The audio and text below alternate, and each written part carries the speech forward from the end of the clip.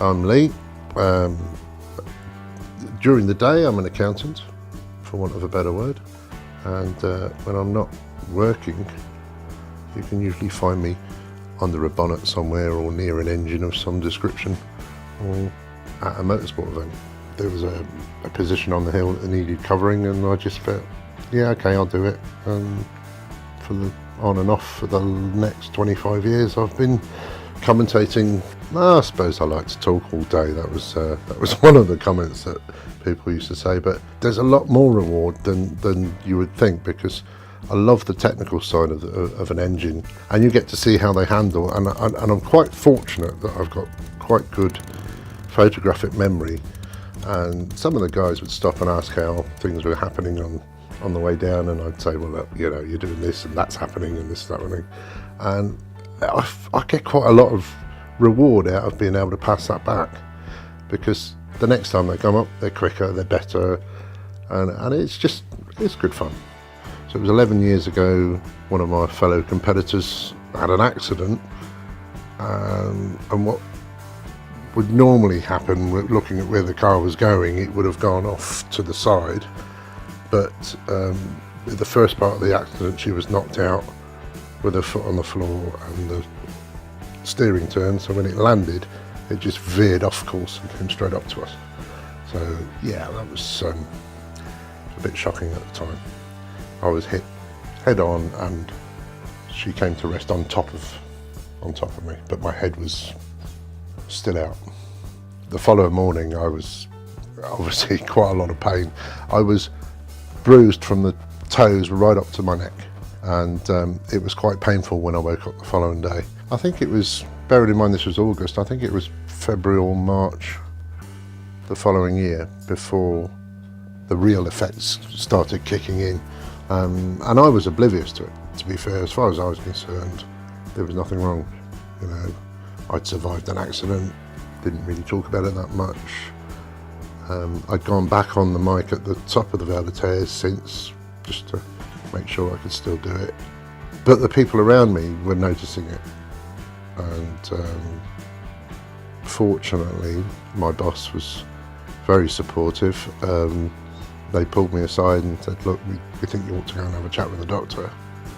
And that's when they basically diagnosed, even with the doctor, that I had some form of post-traumatic stress going on.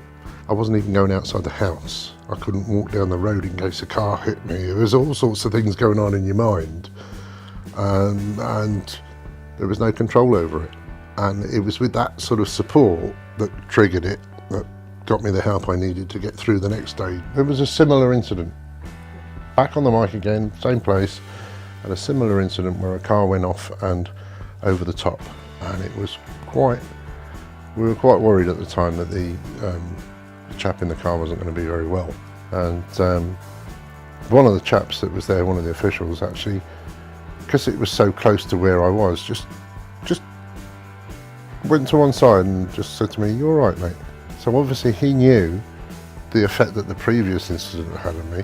He knew how severe the incident was that was there, and he was concerned to make sure that all the people around him. So whilst there's no structure, it shows that, you know, people do think about it. I guess when some of these things that happen in our sport, we never like to see it, but some of the accidents and incidents that we have can be quite scary sometimes. And until afterwards, you're not sure if the person's okay or if they're badly hurt or whatever, and it can be quite shocking for marshals, competitors, and the officials, and even spectators. They'll see something and it's not nice, and it's okay to say you're not okay, you know, because if you don't do anything, it'll fester, and you'll end up like I was 5 months, 6 months down the line, unable to do anything because it affected me.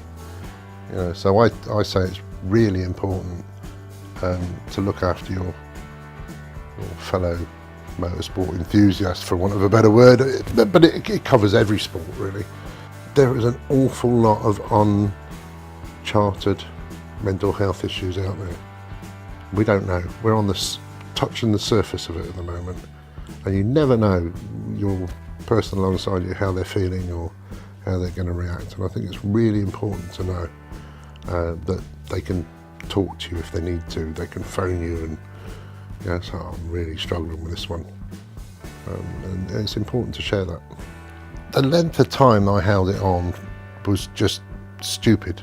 I should have been talking to somebody way ahead of that. And unfortunately, with mental health issues, it's always kept in the cupboard, out of the way, and people don't talk out about it. And of course, by the time they get the help they need, they're in a much worse place than they probably would have been if they'd got the help a little bit earlier and kind of understood how it was affecting them. I've joined the Guernsey Mind Team Talk campaign mainly because it gets the message out there. It's okay, to talk about these things. It's never been easy, but it's becoming more necessary, I think, to speak out about it. So, I would encourage anybody that doesn't feel great, get in touch with the guys at Guernsey Mind. They really do understand what's been going on, and they can put you in the right place. And it's really important to talk about it.